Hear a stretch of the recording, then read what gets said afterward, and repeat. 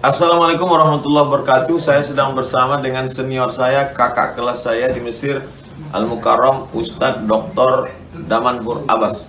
Nikmati kajian-kajian tausiah beliau yang bergizi, berkualitas di channel Ustadz Damanhur Abbas. Jangan lupa tonton, subscribe, like, share, and comment.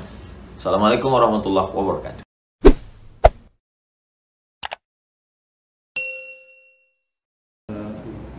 الحمد لله الذي أحيانا بعدما أماتنا وإليه النشور أشهد أن لا إله إلا الله له دعوة الحق حريص عليها وأوجب تبشيري بها ولتكن منكم أمة يدعون إلى الخير ويأمرون بالمعروف وينهون عن المنكر وأولئك هم المفلحون وأشهد أن محمدا عبده ورسوله بلغ الرسالة وأدى الأمانة ونصح الأمة وكشف الغمة حتى آتانا اليقين ليلها كنهارها لا يزيغ عنها إلا هالك اللهم صل على سيدنا محمد النبي الأمي الحبيب المحبوب العلي القدر العظيم الجه وعلى أزواجه أمهات المؤمنين وذرياته وآل بيته وأصحابه أجمعين رب اشرح لي صدري ويسر لي أمري واحلل عقدة من لساني يفقهوا قولي أما بعد.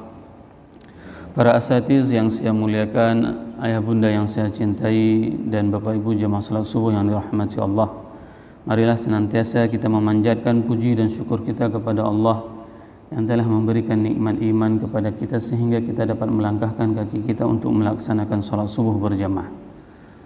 Salawat dan salam mari sama-sama kita panjatkan kepada junjungan kita Nabi besar Muhammad sallallahu alaihi wasallam yang telah mengajarkan kita segala aspek tatanan kehidupan ini sehingga kita bisa hidup dengan apa yang diajarkan oleh baginda Rasulullah SAW.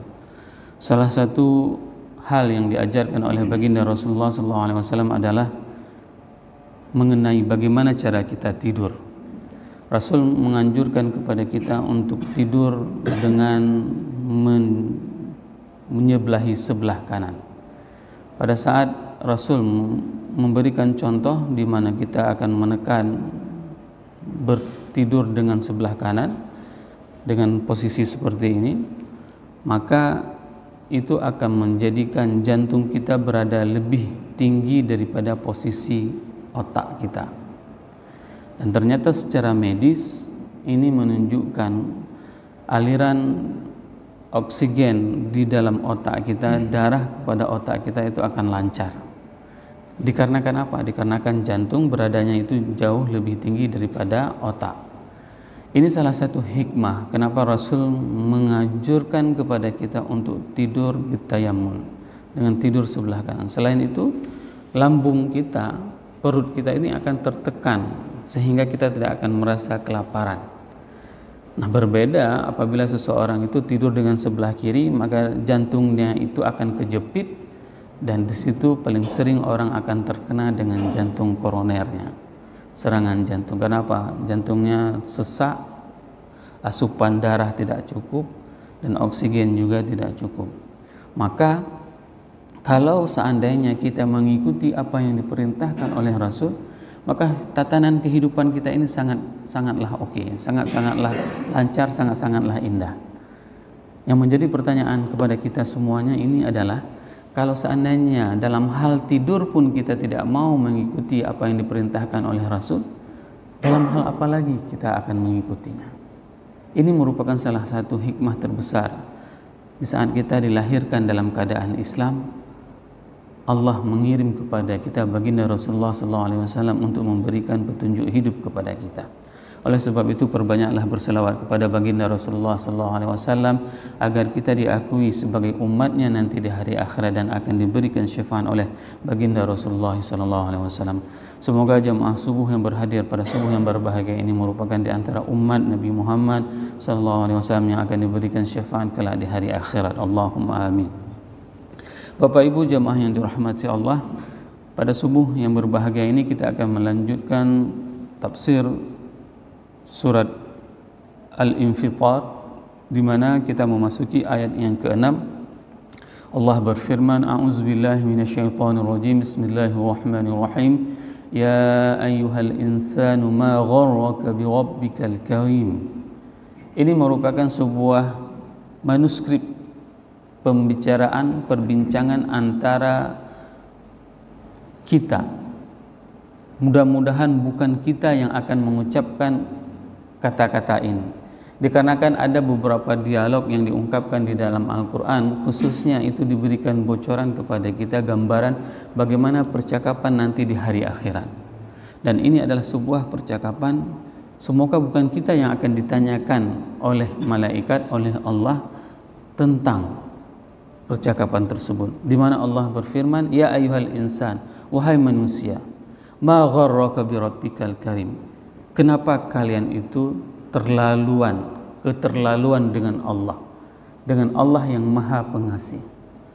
Ini merupakan sebuah pertanyaan, kenapa kalian durhaka terhadap Allah, kenapa kalian itu demikian rupa dengan Allah. Pertanyaan seperti ini kalau seandainya itu ditanyakan kepada kita, maka sungguh kita menjadi orang-orang yang celaka. Maka oleh sebab itu, jangan sampai kita yang sudah mempelajari ayat Al-Quran ini akan terucap kata-kata ini kepada kita. Kenapa demikian? Dikarenakan di sini khitabnya ditunjukkan kepada semua manusia. Ya ayyuhal insan, wahai semua manusia, ma gharraka bi rabbikal karim, kenapa kamu itu bisa durhaka terhadap Tuhanmu? Ini merupakan sebuah pertanyaan yang insya Allah bukan ditanyakan kepada kita yang berhadir pada subuh yang berbahagia ini, di mana Allah menanyakan kepada mereka, ma gharraka bi rabbikal karim, kenapa kalian itu bisa berdosa kepada Allah, kenapa kalian tegaan sama Allah, padahal Allah telah memberikan petunjuk kepada kita, kepada manusia. Allah telah memberikan bagaimana cara menjalani kehidupan ini. Allah telah memberikan kepada kita apa yang harus kita lakukan. Kita diperintahkan oleh Allah untuk melaksanakan apa yang diperintahkannya semampu kita. Coba bayangkan, pada saat Allah memerintahkan manusia, itu Allah perintahkan semampunya. Sebagai contoh, pada saat Allah memerintahkan kepada manusia untuk melaksanakan salat, lakukan salat itu sambil berdiri. Kalau tidak mampu berdiri, maka lakukan salat itu sambil duduk. Kalau tidak mampu sambil duduk, maka lakukan salat sambil berbaring, bukan sambil tidur. Jadi salah kalau seandainya ditanya, udah salat? Udah, kapan? Tadi waktu tidur. Tidak, sambil berbaring. Berbaring itu dalam keadaan kita mengetahui apa yang kita lakukan. Begitulah mudahnya pada saat seseorang itu diperintahkan oleh Allah untuk melaksanakan apa yang diperintahkannya. Mastata'tum, semampumu. Sehingga tidak akan mungkin bagi seorang manusia itu untuk mendustakan, untuk berdurhaka kepada Allah, kepada Rabbnya. Dan di sini Allah mengungkapkan kata-katanya, bi rabbikal karim. Apa yang maksud dengan kenapa tidak dengan bi rabbika al-azim? Karena karim merupakan salah satu sifat Allah, di mana sifat pemberi dari Allah. Allah memberikan semua fasilitas kehidupan kita, dan ini sudah kita jelaskan dalam surat-surat sebelumnya. Diciptakan bumi ini merupakan salah satu tempat yang paling layak dihuni oleh manusia. Dikarenakan apa? Dikarenakan apabila manusia hidup bukan di atas muka bumi, maka sangat sulit bagi mereka untuk menjalani kehidupan ini. Allah menciptakan kita, memberikan kepada kita tangan kita, hidung kita, mata kita, oksigen yang kita hirup setiap harinya. Kalau seandainya kita harus masuk rumah sakit, maka bayangkan kita harus membayar bertabung-tabung oksigen. Ini dari segi finansial, dari segi keuangan, belum lagi dari segi beban, kita harus menggotong tabung tersebut. Bayangkan kalau seandainya ada tabung 10 kilo setiap hari yang harus kita gotong. Maka di sini Allah mengungkapkan bagaimana pemberian-pemberian yang diberikan oleh Allah, sehingga tidak akan mungkin seseorang itu akan dia mendustai apa yang disampaikan oleh Rasul-Rasul Allah. Ma gharraka bi rabbikal karim, kenapa kamu itu durhaka terhadap Tuhanmu yang telah memberikan berbagai macam kepadamu, yang sangat menyayangimu.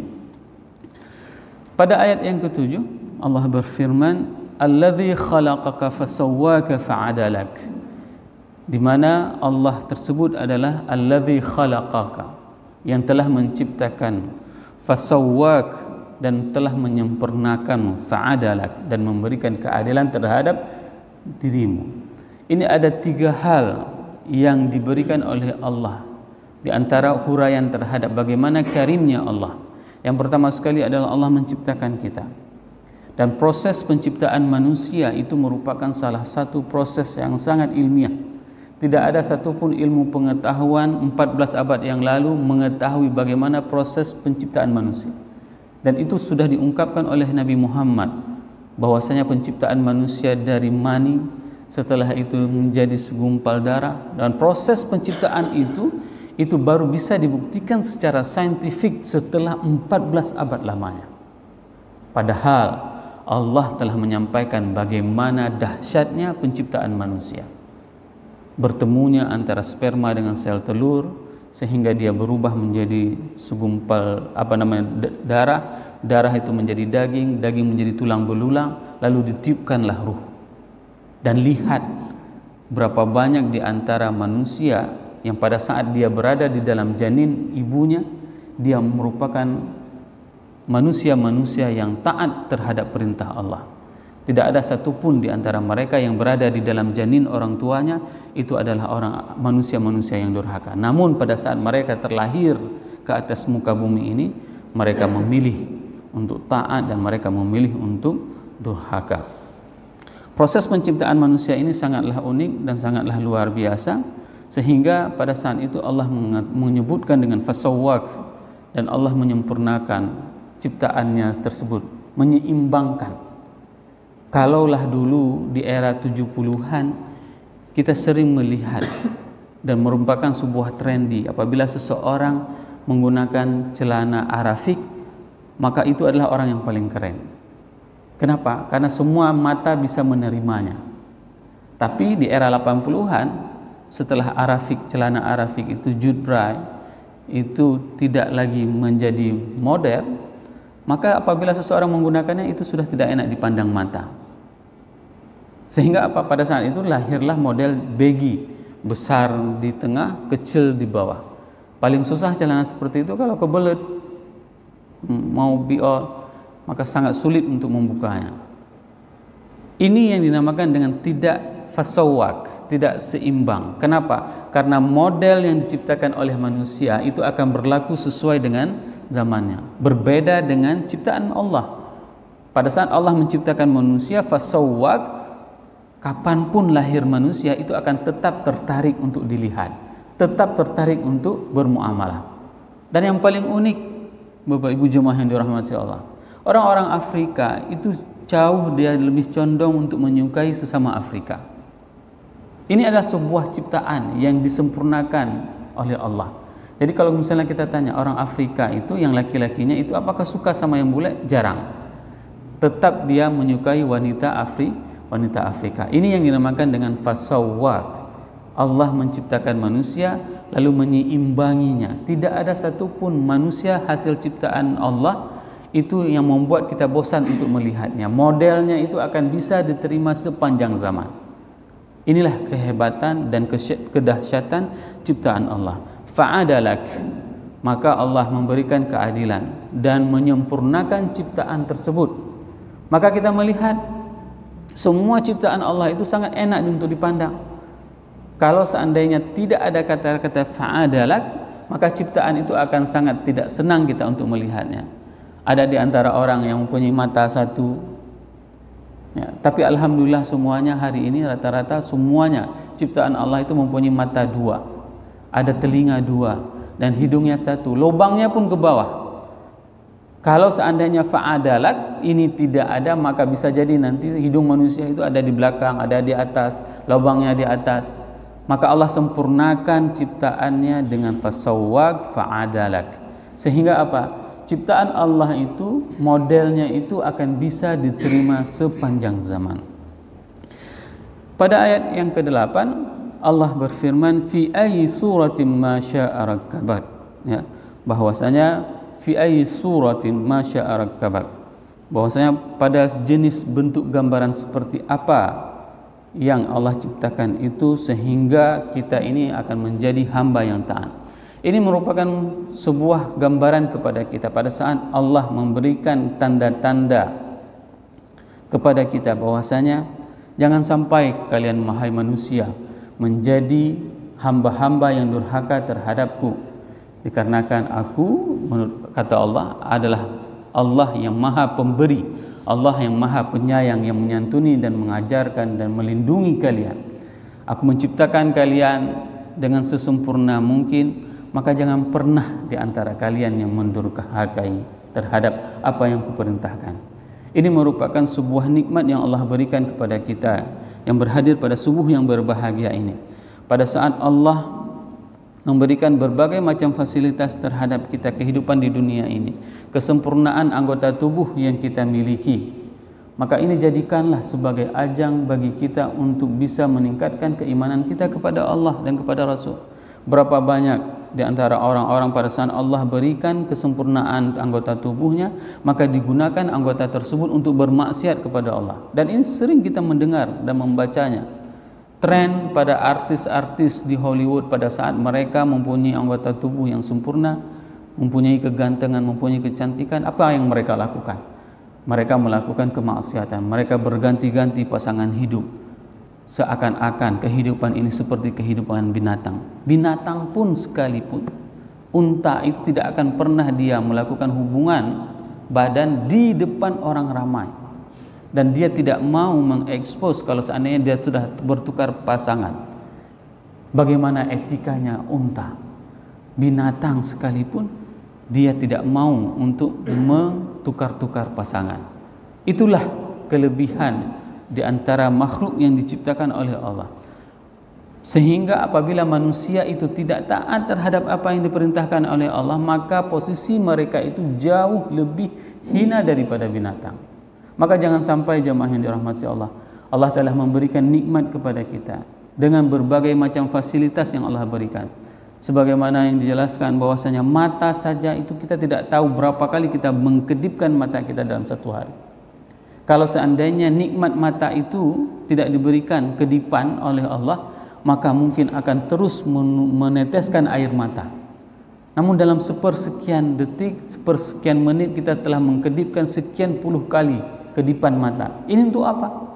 Agar apa? Agar terjadi keseimbangan di dalam tubuh kita, sehingga kita tidak akan meneteskan air mata. Kalau seandainya mata ini tidak berkedip, maka dia akan kering. Dan pada saat kering mata tersebut, dia akan meneteskan air mata. Nah, inilah salah satu hikmah di antara sekian banyak hikmah di mana Allah yang Maha Pengasih, Allah Maha Penyayang itu menciptakan kita dan memberikan berbagai macam fasilitas. Jangan sampai dengan fasilitas tersebut kita akan ditanyakan dengan pertanyaan yang sangat rugi itu, yaitu pertanyaan, kenapa kalian dulu durhaka dengan Allah? Semoga derap langkah kaki kita menuju tempat yang penuh dengan keberkahan ini adalah sebagai bukti bahwasanya kita bukan termasuk di antara hamba-hamba Allah yang durhaka. Semoga apa yang saya sampaikan ini bermanfaat kepada diri saya dan kepada jamaah semuanya, sehingga kita bisa meningkatkan keimanan kita kepada Allah dan kepada Rasul. Subhanakallahumma wa bihamdik, asyhadu an la ilaha illa anta astaghfiruka wa atubu ilaik. Wassalamualaikum warahmatullahi wabarakatuh.